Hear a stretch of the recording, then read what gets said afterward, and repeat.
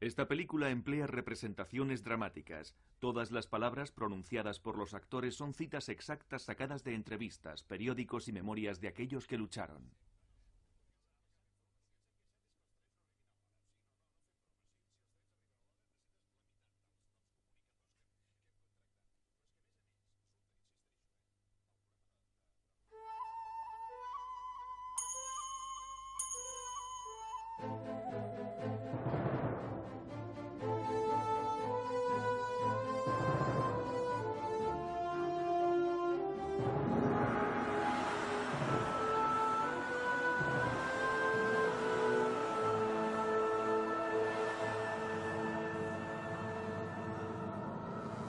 Corea, la guerra inacabada.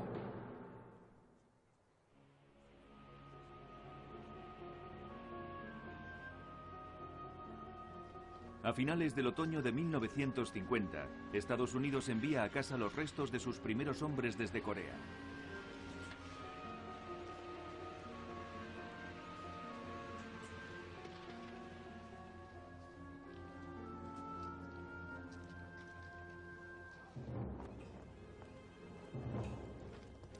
Mientras tanto, los primeros de los 26.000 canadienses que servirán en Corea están preparándose para ir a la guerra.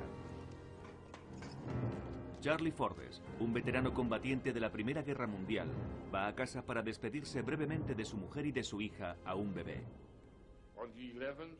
El 11 de noviembre llegué a casa en la calle Belvedere, en la ciudad de Quebec, donde vivía, con todos los pertrechos. El casco metálico, pistola y demás. Totalmente equipado. Mochila grande, mochila pequeña y petate. Mi mundo. Y mi esposa me preguntó, ¿a dónde vas? Y empezó a llorar. Le dije, dentro de 25 minutos un conductor va a venir a recogerme y regresaré dentro de 2 años.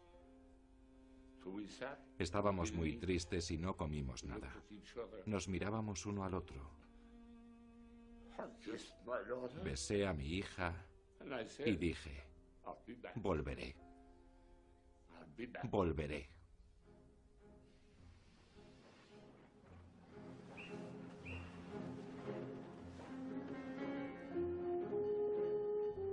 Noches silenciosas.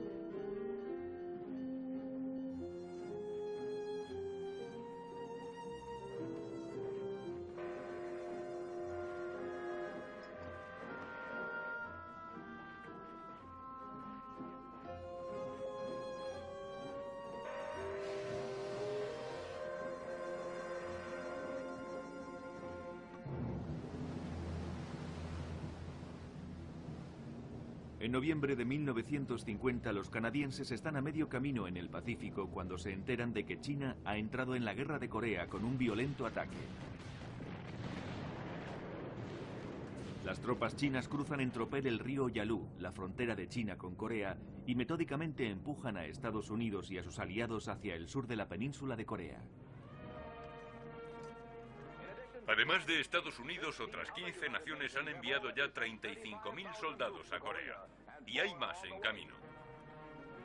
Tan pronto como ponen un pie en Corea, las tropas de las Naciones Unidas son enviadas a enfrentarse al ejército chino que está aproximándose. El comandante en jefe de todas las tropas de Naciones Unidas es el general Douglas MacArthur. Había asegurado a Washington que China no entraría nunca en la guerra. Ahora está en entredicho por haber puesto temerariamente en peligro la vida de americanos y caer en la trampa de los chinos. Pero MacArthur hace una lectura más positiva. Hemos llegado, desenmascarado la trampa roja y escapado.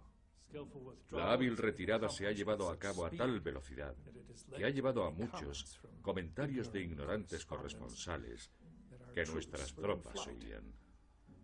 Nada más lejos de la verdad.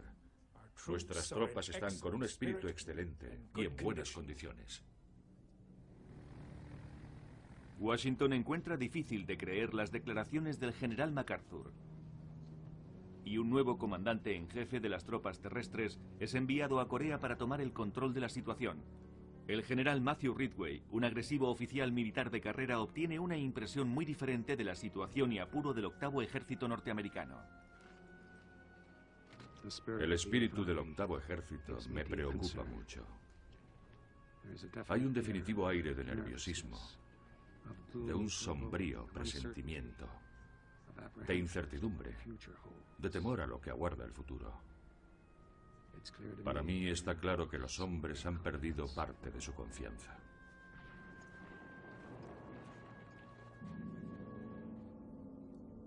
Mientras los ejércitos chino y norcoreano empujan hacia atrás a las fuerzas estadounidenses fuera de Corea del Norte, en la punta de la península de Corea, llegan los primeros canadienses al puerto surcoreano de Pusan. Han navegado hasta este puerto a bordo del buque de transporte Soldado Joe Martínez de Estados Unidos. Son la infantería ligera canadiense Princesa Patricia, conocida como la Princesa Pat. John Bishop está en ella y se pregunta en dónde se ha metido. Me acuerdo de cuando llegamos aquí, ya que ante mi gran sorpresa de un chico de 19 años, cuando miramos por la barandilla del barco vimos cadáveres flotando en el agua.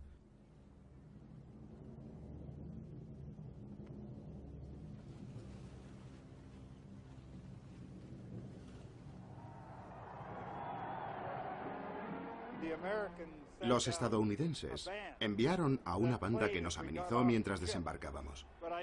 Pero no creo que demasiados de nosotros la escucháramos, porque solo mirábamos alrededor tratando de establecer un sentimiento de pertenencia en lo que íbamos a ver y vivir durante muchos meses.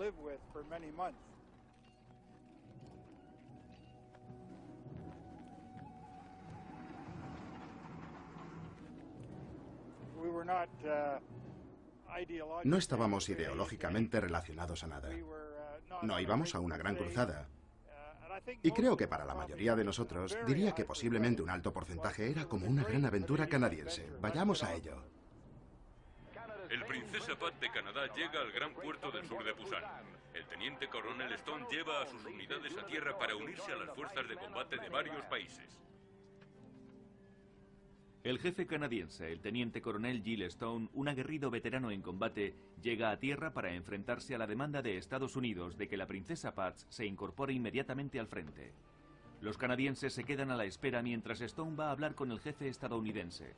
No está por la labor de repetir desastres de guerras anteriores cuando los canadienses novatos fueron lanzados al combate. La situación era muy crítica. No estaban seguros de lo que iba a ocurrir. Cogían a cualquiera que pudiera combatir. Así que imagine cuando el teniente coronel le dijera: imposible, no voy a sacrificar mi batallón. Necesito algo de tiempo. La opinión del coronel canadiense prevalece. En lugar de enviarlos al frente, los canadienses son mandados a las montañas durante 6 semanas de duro entrenamiento. La geografía de Corea a muchos canadienses les recuerda a casa. Esas colinas de Corea iban del sur hacia el norte. Después de todo no eran tan altas. En la costa de Gaspi, donde yo nací, hay colinas más o menos del mismo tamaño que las de Corea. Unos 370, 449 y 460 metros. Me sentí como en casa.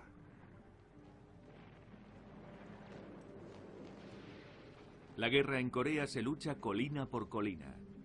Para una ventaja militar, los ejércitos siempre han tratado de dominar los terrenos altos para ver mejor y atacar al enemigo. Al norte y cerca del paralelo 38, el ejército estadounidense es empujado colina tras colina mientras los comunistas avanzan hacia el sur sin descanso.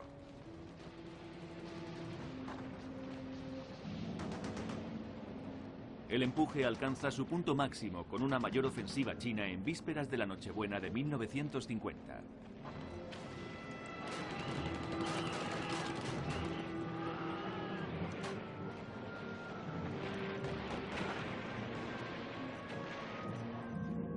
Las tropas chinas cruzan el paralelo 38, la frontera entre el norte y el sur, atacando posiciones de primera línea ocupadas por tropas surcoreanas, abriéndose paso y dirigiéndose hacia Seúl.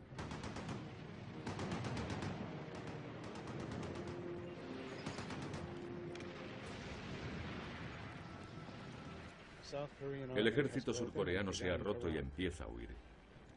Nunca antes había tenido una experiencia semejante, y rezo a Dios para que no presencie de nuevo un espectáculo así.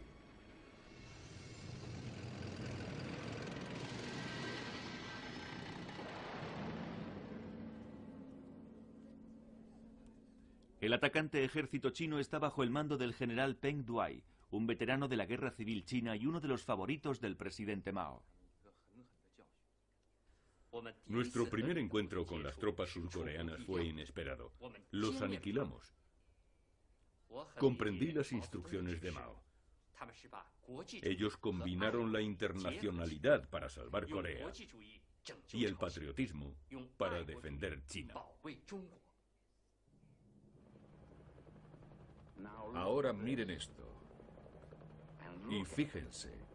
Los primeros días de 1951, riadas de refugiados huyen del avance del ejército chino. Una filmación de propaganda del ejército de Estados Unidos capta el momento. Miles de kilómetros de refugiados sin hogar dejados a la deriva por las hordas rojas. Aquellos días aún permanecen vivos para Ed y Myung-Kuk.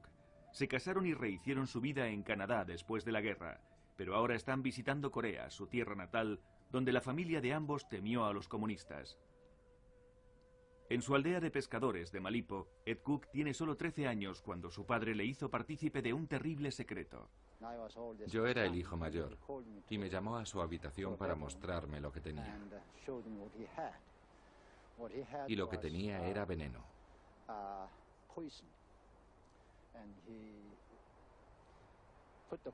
Puso el veneno en unos sobres pequeños y los envolvió. Uno para cada miembro de la familia. Para mi madre, mi padre, mi hermano menor, mi hermana y para mí. Toda la familia. Así que hizo 5 porciones y no se lo dijo a nadie más que a mí.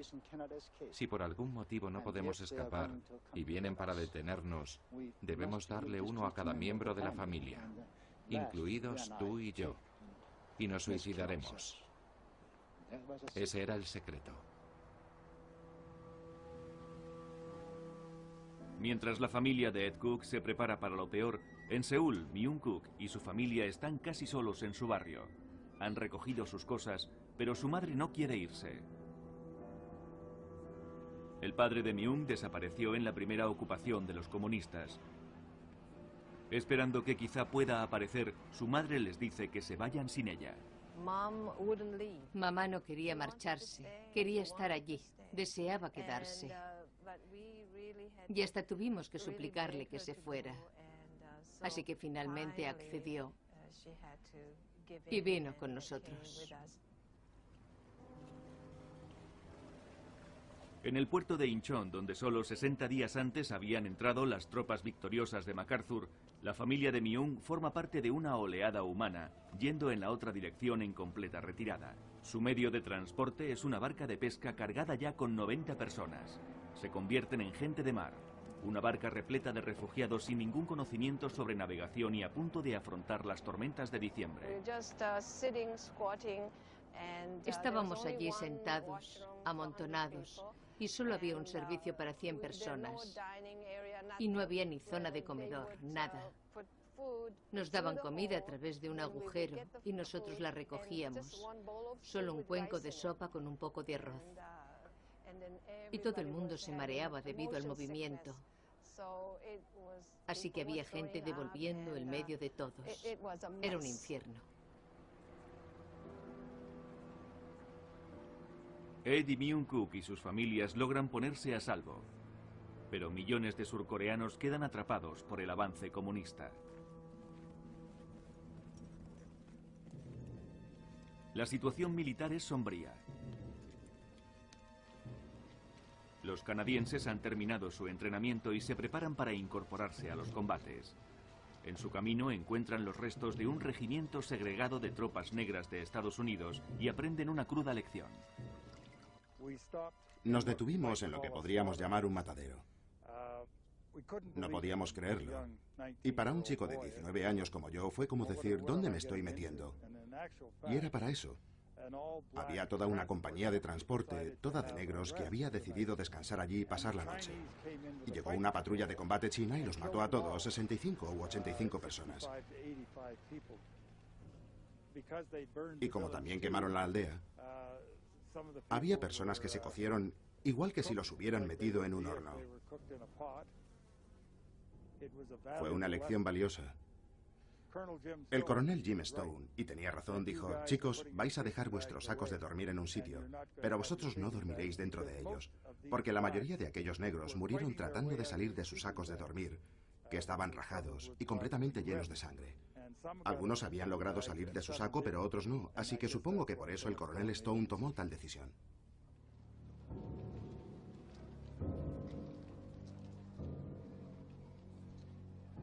La matanza fue devastadora para la moral estadounidense, pero el general Matthew Ridgway visita las primeras líneas animando a sus tropas y reorganizándolas como una unidad de combate. Acaba con la retirada de los estadounidenses organizando todo el poder armamentístico y técnicas del ejército de Estados Unidos, y poco a poco empieza a contrarrestar el avance comunista y les empuja hacia el norte.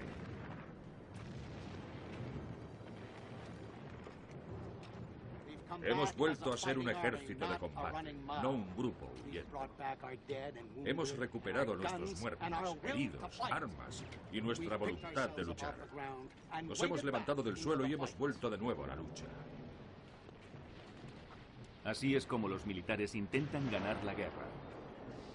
Un movimiento logístico masivo de material hacia el frente y la paciente aplicación de una fuerza abrumadora.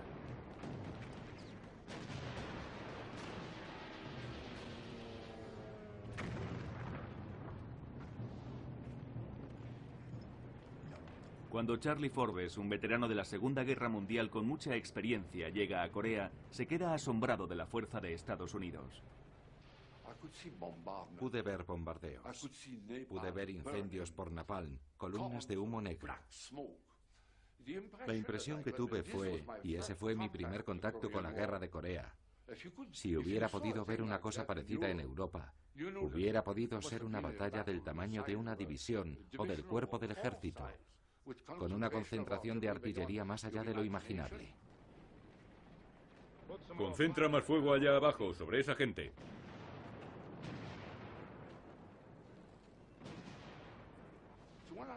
Así que cuando llegué a la posición del capitán estadounidense, nos presentamos y dije: ¿qué ocurre? Nunca había visto una operación de fuego semejante. Y me respondió: así ha sido durante todo el día. Están bombardeando las otras posiciones. ¿Y se ha planeado alguna acción de ataque que siga a todo este fuego? Dije: no, contestó. Y me dejó totalmente desarmado. Y exclamé: ¿así es la guerra en Corea? Los aviones, el ruido, los camiones, la construcción de carreteras, el tráfico, los convoyes. Cuando se trata de los estadounidenses, hablamos a lo grande.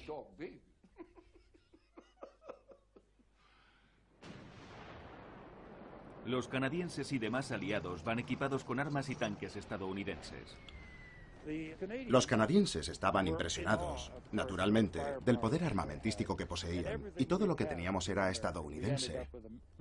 Terminamos con cosas suyas de pies a cabeza, y creo que en conjunto estábamos contentos de luchar con ellos.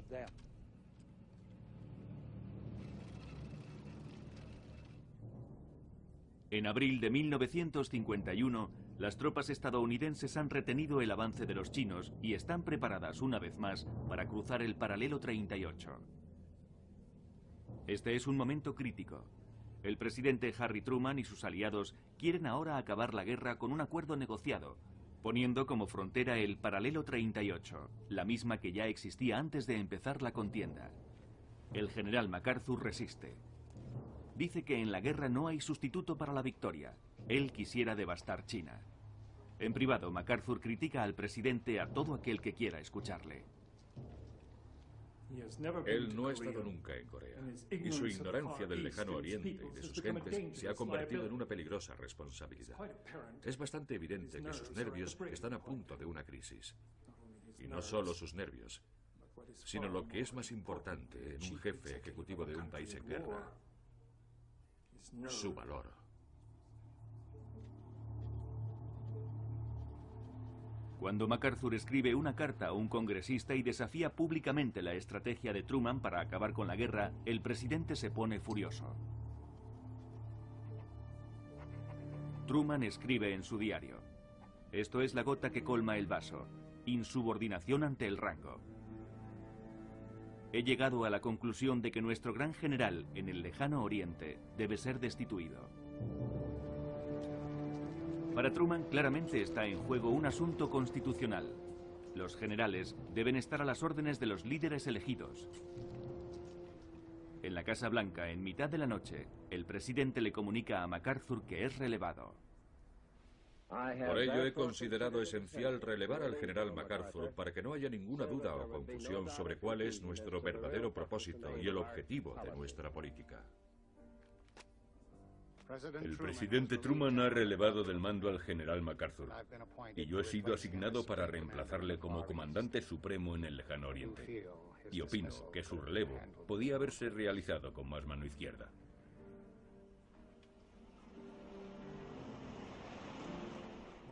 Moscú y Pekín se regocijan. Ha sonado la campana y ha prevalecido el aire vacacional. Los izquierdistas de todas partes lo celebran. Pero en el lejano oriente hay desconcierto y perplejidad. Me he convertido en un símbolo para el mundo libre. Un baluarte contra la expansión del comunismo. La eliminación de ese símbolo no se ha entendido y ha tendido a socavar la fe en nuestros métodos y formas. MacArthur ha conseguido el puesto de un dios en Asia. Su relevo supone una lección de democracia para toda la región. Aunque parece que su destitución envalentona a los enemigos comunistas estadounidenses.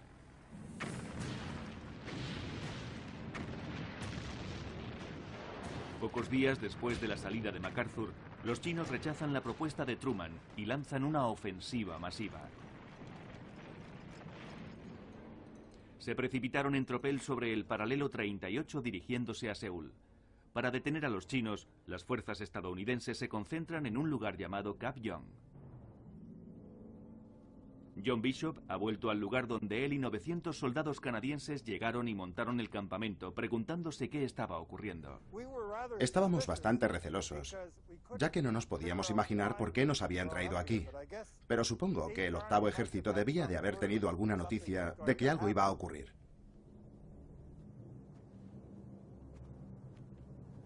Los canadienses están en el paso del atacante ejército chino. Para detener la oleada en Kapyong, el batallón canadiense se une al Regimiento Real Australiano. Ambos, apoyados por las armas del Regimiento de Artillería de Nueva Zelanda y los cañones de los tanques estadounidenses, reciben la orden de bloquearles el paso. Los chinos están en pleno ataque masivo a lo largo de toda la frontera y descienden por cualquier ruta posible, por los valles de los ríos, por caminos. Los chinos la llaman la quinta campaña, una gigantesca ofensiva, desplazando a 750.000 tropas contra las 350.000 de Estados Unidos. Es una de las batallas más grandes que jamás haya tenido lugar. La estrategia china es rodear y matar, pero nunca atacar posiciones fortificadas más adelantadas. Las tropas mecanizadas se movían deprisa y levantaban rápidamente líneas defensivas, especialmente los tanques. No era positivo atacar las posiciones fortificadas enemigas con nuestra tecnología y equipos. Quizá hasta podríamos perder. John Bishop recuerda que la primera oleada que se dirigió hacia los canadienses no eran chinos. Los chinos se habían apoderado de las posiciones avanzadas y los refugiados, a miles, caminaban desde el norte hacia el sur, por la carretera hacia Kapyong.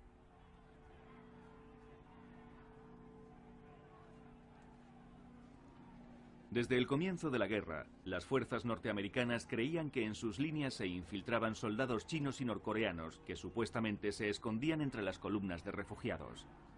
El resultado fue una política que muchos definieron como crimen de guerra. Estos documentos del ejército de Estados Unidos, recientemente desclasificados de enero de 1951, catalogados como secretos, muestran que las órdenes a todas las unidades de las Naciones Unidas eran claras: detener el tráfico de civiles en cualquier dirección. La responsabilidad de abrir fuego sobre ellos e incluso bombardearles es suya. En Cap Young, a las 5:30 de la mañana del 14 de abril de 1951, justo antes de que empiece la batalla, la orden de disparar a la columna de refugiados que se acerca a las líneas canadienses es transmitida al cabo Wayne Mitchell.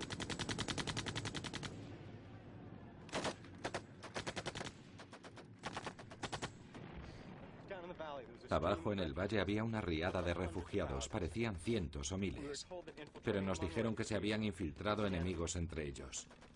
Las órdenes eran detenerlos. Me sentí horrorizado, pero me preparé e hicimos fuego rasante.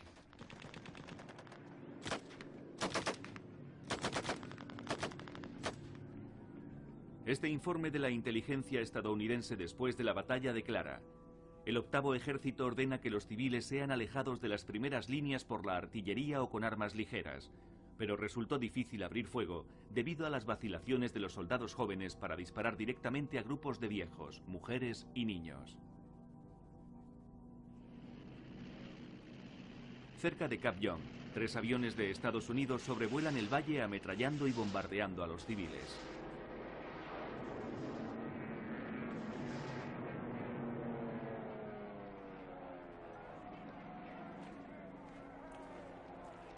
Otros informes estadounidenses sobre la acción declaran: el ametrallamiento desde vuelos a baja altura es muy efectivo para despejar la carretera, pero tiene la desventaja de crear animosidad entre los refugiados.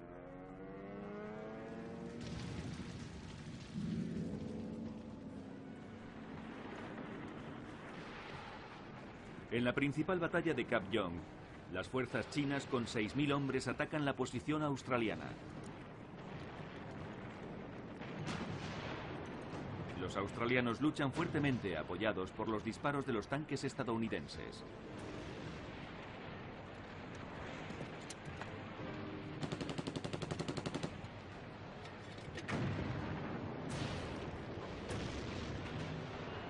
Casi rodeados, los australianos reciben la orden de retirada con un fuego demoledor que les cubre. Podíamos ver el lecho del río y veíamos cómo los australianos se retiraban de sus posiciones. Podíamos ver los tanques del 72º Batallón de Tanques Pesados y era como si estuviéramos viendo una representación. Fue increíble. Además, podíamos ver las fuerzas chinas tratando de envolverles alrededor. Intentaban cruzar el río Cap Young a unos 2 kilómetros más abajo de aquí. Y cuando estaban tratando de cruzarlo, acabaron con ellos. Y desde lo alto de la colina parecían como cucarachas que caían y bajaban flotando por el río.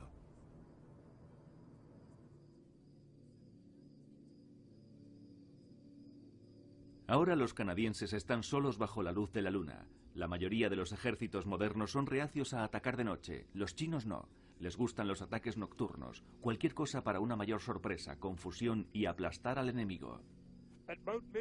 Alrededor de medianoche estaba despierto y oí a uno de los de nuestra sección que decía: he oído al enemigo. Y durante un momento les oímos, pero luego desaparecieron. Lo siguiente que oímos fue a la compañía B, a nuestra derecha, que estaba siendo atacada. ¡Granadas! Los 100 canadienses de la compañía B recibieron toda la acometida del ataque. Lo primero que oímos fue la corneta. Todavía usaban toques de corneta. Imagino que eso les indicaba la dirección. También disparaban algunas balas trazadoras. Todo es cuestión de ponerte a disparar y disparar, coger munición de la gente que no está disparando, y luego preparar la bayoneta y a lanzar granadas.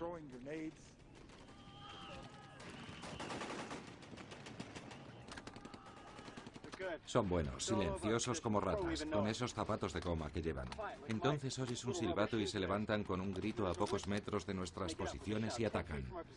La primera oleada viene lanzando granadas y disparando sus armas. Así, oleada tras oleada, tratando de romper nuestro frente. Maldita sea. Los hombres recuerdan el polvo, el olor a sudor y el miedo. Pronto Wayne Mitchell es el único que queda en su sección, manejando la ametralladora Bren para 2 hombres. De repente caen todos sobre mí. Me golpean en la espalda con una pala o algo así. Yo tengo en las manos una metralleta Bren. Me caigo sobre mi espalda disparándoles. Sus cuerpos caen encima de mí. O lucho o acabo enterrado allí. Grito pidiendo ayuda y Roy, mi jefe de sección, viene corriendo y disparando. En cuanto salta dentro de la trinchera conmigo se queda sin munición. Así que coge su rifle tipo lanza y con la bayoneta puesta atraviesa a un chino de infantería que nos atacaba. Después cogimos a un par de los nuestros heridos y nos fuimos colina abajo.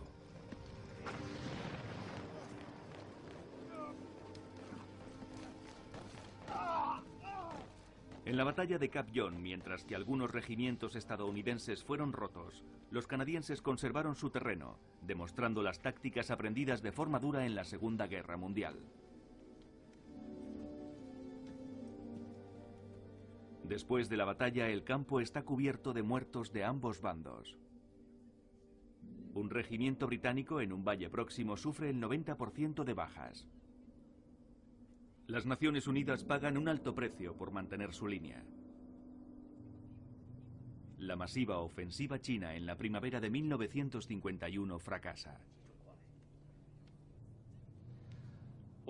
Rodeamos a las tropas enemigas, pero no pudimos aniquilarlas esa misma noche. Nuestras bajas en la campaña de primavera fueron las más altas de la guerra. Esta vez, el enemigo no nos entregó Seúl.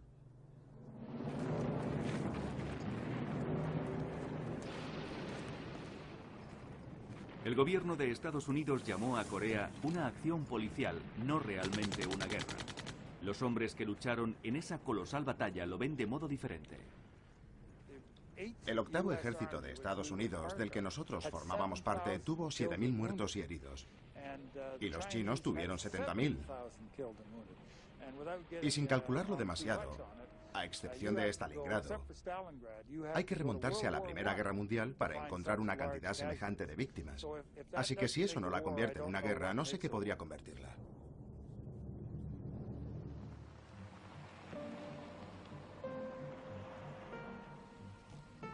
En el verano de 1951, mientras la lucha continúa, empiezan las conversaciones de paz entre ambas partes, pero ninguna de ellas está preparada para llegar a un acuerdo.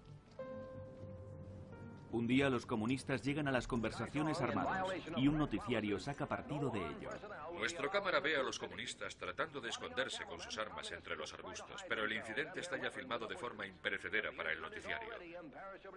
El comandante rojo de la compañía intenta intimidar y alejar a nuestro cámara echando mano de su arma, acción que verán ahora congelada.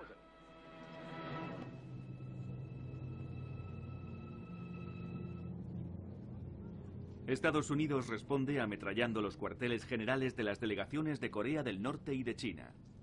La desconfianza y las estratagemas nunca cesarán.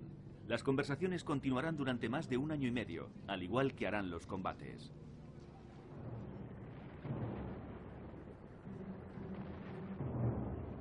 Se llegó a un punto muerto a lo largo del paralelo 38 dividiendo las dos Coreas. Dos grandes ejércitos observándose por encima de una tierra de nadie que empezaba en la costa de una Corea y se extendía 240 kilómetros en la otra.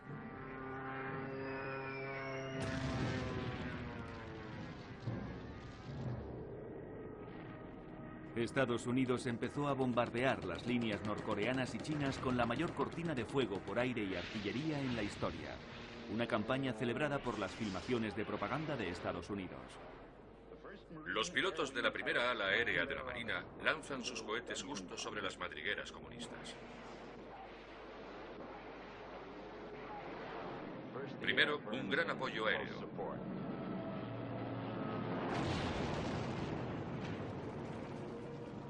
Para abrasarlo todo con napalm. He visto bombardeos con napalm. Utilizamos napalm en masa. En grandes grupos. A veces no eran solo soldados chinos o norcoreanos, también aldeanos y refugiados. Una bomba de napalm pesa alrededor de unos 900 kilos y está compuesta de 90 kilos de dinamita y el resto es gasolina líquida.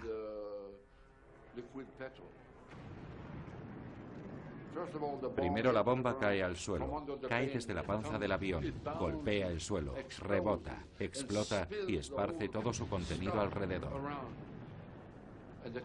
La temperatura sube a miles de grados Fahrenheit y todo lo que ha quedado debajo se cuece. Tanques. La temperatura en un tanque con la escotilla cerrada, te fríes ahí dentro. Los chinos eso no lo tenían.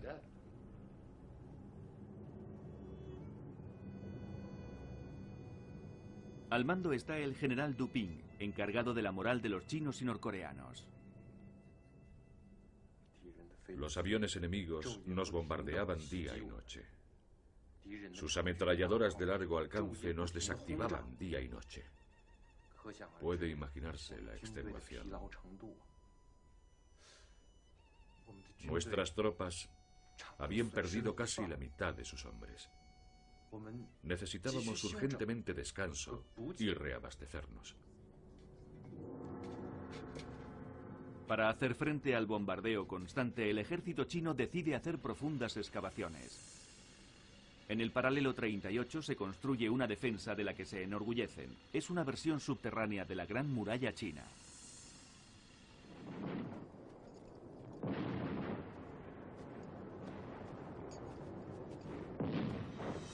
Cuando las tropas estadounidenses no pueden sacar a los chinos con granadas, traen los lanzallamas para atacar los túneles.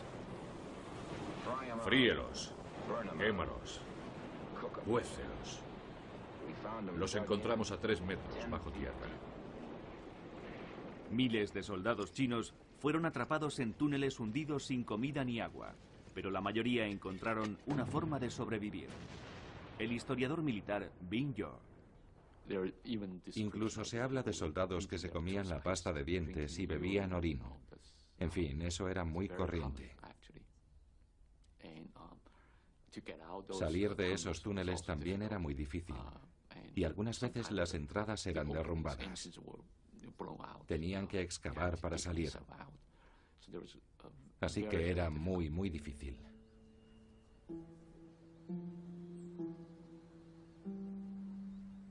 En Pyongyang, la capital de Corea del Norte, actualmente todavía se pueden ver los signos de la enorme campaña aérea que tuvo lugar contra Corea del Norte hace más de 50 años. Todavía hay señales de los bombardeos aliados en el cemento de los contrafuertes debajo de los puentes.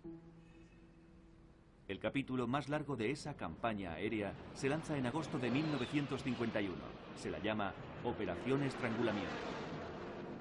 El objetivo es romper las líneas de suministro comunistas para obligarles a rendirse por hambre.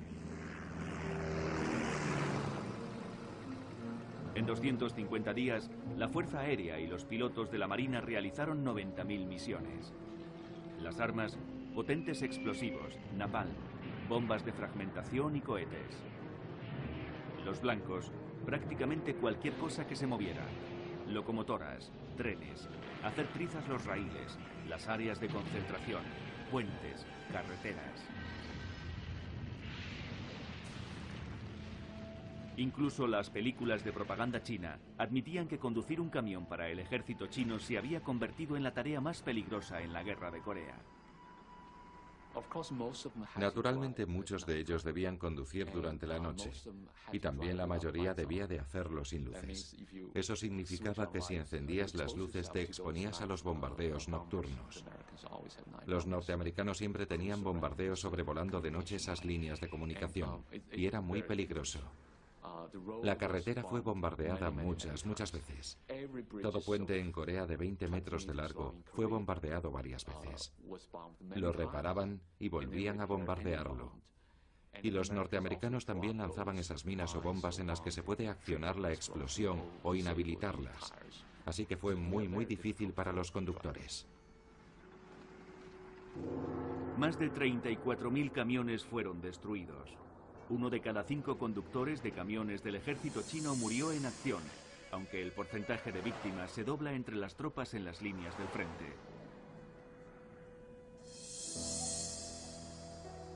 La campaña aérea es uno de los aspectos más controvertidos de la guerra de Corea.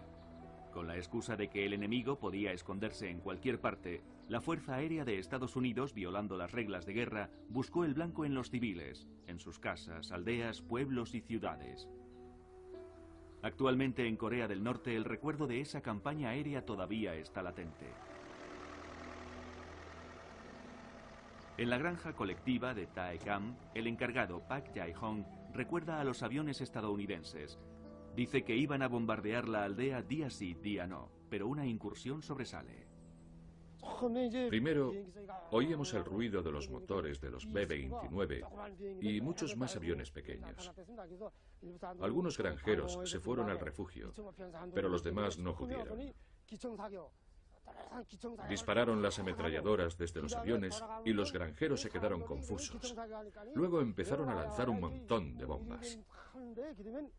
En ese bombardeo, de entre las 100 granjas que había, 78 fueron destruidas y murieron 213 granjeros.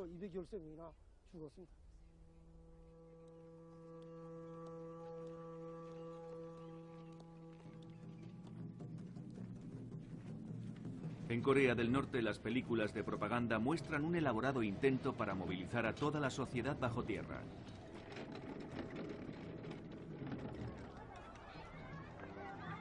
Los escolares entran todos los días en cuevas para sus clases.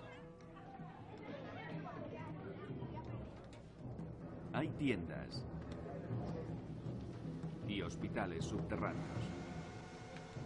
Fábricas enteras son construidas bajo tierra y los suministros de material de guerra, armas y municiones continúan circulando. Sin camiones, los suministros son trasladados al frente por granjeros sobre sus cabezas. Miles de hombres y mujeres transportan fardos en forma de A sus espaldas. El oficial de inteligencia Donald Nichols. Lo que ha hecho el enemigo después de que le hayamos destruido sus carreteras, puentes, vías de ferrocarril, aeródromos y túneles, es emplazar a grandes equipos de transportadores humanos cargados de fardos en forma de A cada varios kilómetros, desde Yalu hasta las tropas del frente. Esos fardos son su arma secreta.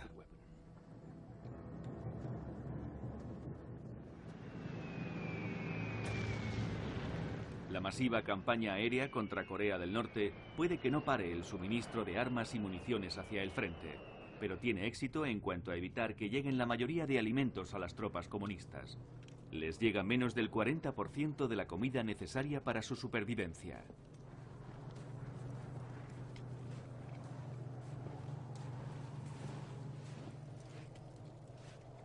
A medida que cae el invierno, todo lo que el ejército chino tiene para comer es un puñado de polvo de arroz mezclado con un puñado de nieve, día tras día, noche tras noche. El hambre hace que casi la mitad de los hombres pierdan la visión nocturna, algo peligroso para un ejército que combate solo de noche. Un alto porcentaje de los militares chinos no podían ver de noche, por lo que esto redujo considerablemente las capacidades del ejército chino en los combates nocturnos.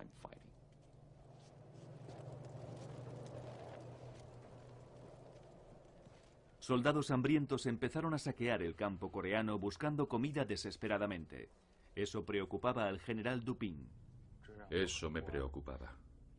Ellos decían, ¿es que no hemos venido a luchar para los coreanos y sufrimos hambre y frío por ello? ¿Qué hay de malo en que comamos y bebamos parte de sus alimentos? Medio ciego y hambriento, el ejército chino, asombrosamente, después de 8 meses de la operación Estrangulamiento, aún se mueve y encuentra nuevas formas para golpear al corazón de las fuerzas de Naciones Unidas.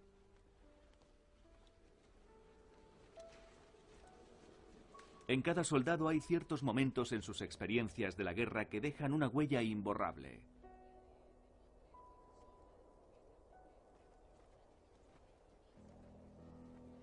Para los soldados de varios países que luchan en Corea, uno de esos momentos es la Nochebuena de 1951. Una noche difícil para estar tan lejos de casa.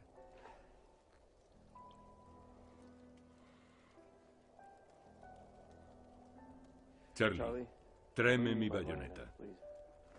El capitán Forbes y el 22º Regimiento Real están muy cerca de la línea del frente. Forbes recuerda soñar con las Navidades en su hogar en su montañosa aldea de Quebec. Para nosotros, los canadienses franceses, sabíamos que habría árbol de Navidad, trineos, villancicos, gente felicitándose unos a otros en el pueblo de 1000 habitantes por entonces, en Matane, en Gaspé. Y que todo sería una alegría de vivir. Y allí estábamos solos.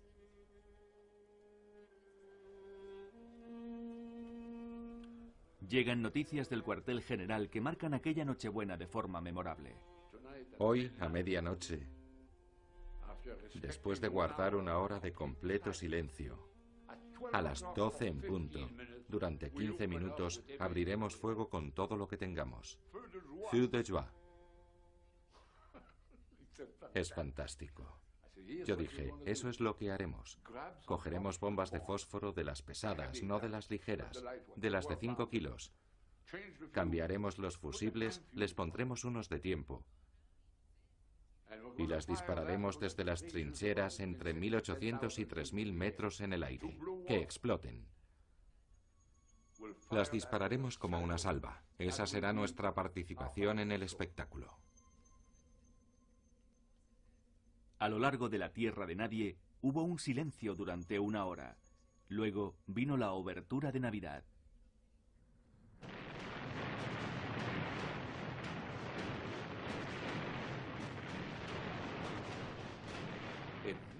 Una explosión gigantesca. Un enorme ruido. Un ruido ensordecedor. Y mientras el fuego salía despedido, grité: un momento, la salva. Se vio un rastro de fuego y allá en lo alto del cielo una especie de explosión apagada.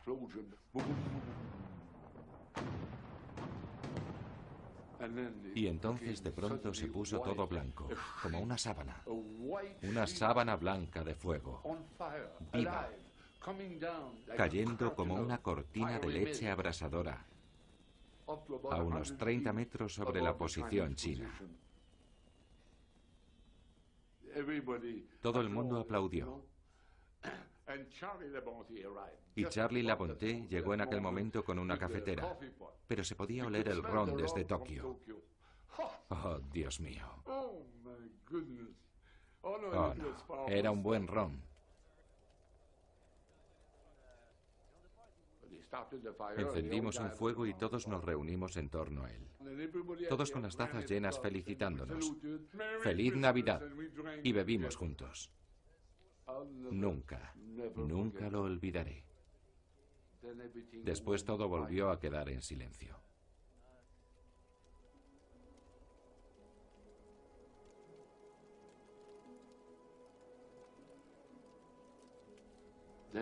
Entonces, viniendo de la posición china, con unos altavoces muy potentes, potentísimos, primero muy bajito, muy suave, se oyó una música, una melodía que fue amplificándose gradualmente. El bajo, el violín, el cello, luego toda la sinfonía. Y era Noche de Paz. Justo después de todo aquel ruido y aquellos disparos, esa dulce y suave melodía. Casi se nos agarrota la lengua, la garganta, y nos sale el corazón del cuerpo. Todos nos miramos unos a otros, nos sentamos y lloramos.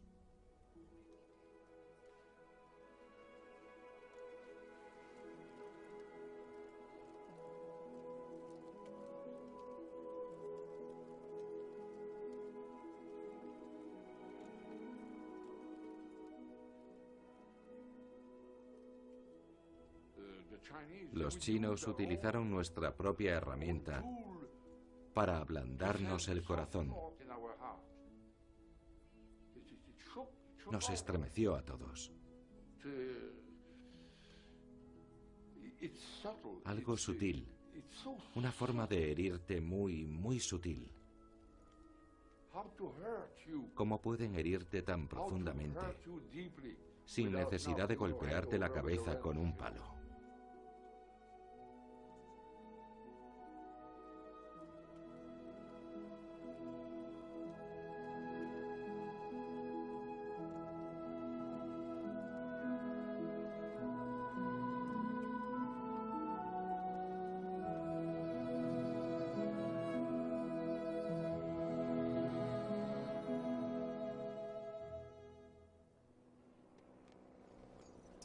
La guerra de Corea iba a seguir durante otras navidades y algo más.